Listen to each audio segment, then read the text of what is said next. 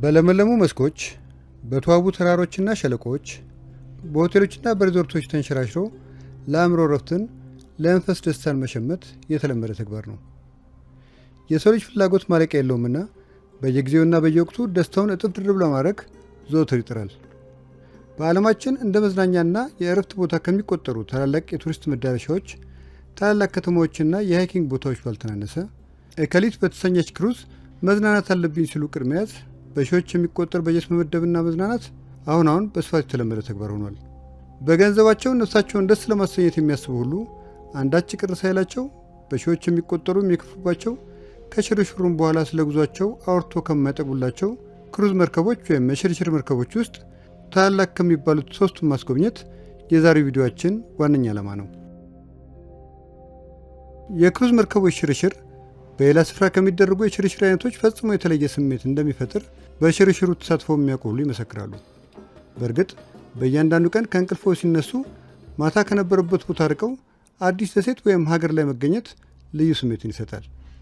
በእያንዳንዱ ቀን ከመላው ዓለም ከተሰባሰቡ አዳዲስ ሰዎች ጋር በአንዲት ተንሳፋፊ ከተማ ላይ መገኘት፣ የተለያዩ ሀገር ምግቦችን መቅመስ፣ የዳንስና የቲያትር ምሽቶችን፣ የዋናና የወተር ፓርክ ትዕይንቶችን ሁሉ በአንድ ቦታ እያጣጣሙ መጓዝ በእርግጥም አስደሳች ተግባር ነው። በዓለማችን አንቱታን ካተረፉ የሽርሽር መርከቦች ውስጥ ቀጥለን የምናነሳቸው ሶስቱ ተጠቃሽ ናቸው።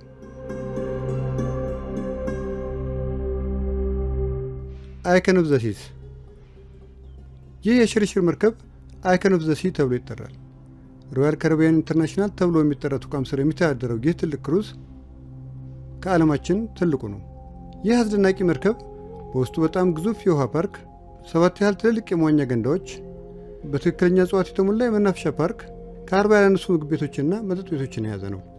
እያንዳንዱ ማረፊያ ክፍል በልዩ ዲዛይንና ጥራት ዲዛይን ከመደረጉም በላይ የራሱ ባልኮኒም አለው። በዚህ መርከብ ቀኖትን በዓለም አቀፍ የምግብ አይነቶች በተሞላ ቁርስ የሚጀምሩ ሲሆን ቀሪውን ቀን ደግሞ በውሃ ዋናና በተለያዩ ስፖርታዊ ጨዋታዎች፣ በተለያዩ ስፓዎችና ግብይቶች ማሳለፍ ይችላሉ። ለምሽትም ቢሆን የሙዚቃ ኮንሰርቶች፣ የውሃ ዳይቭ ውድድሮችና ቲያትሮች ዘወትር ይዘጋጃሉ።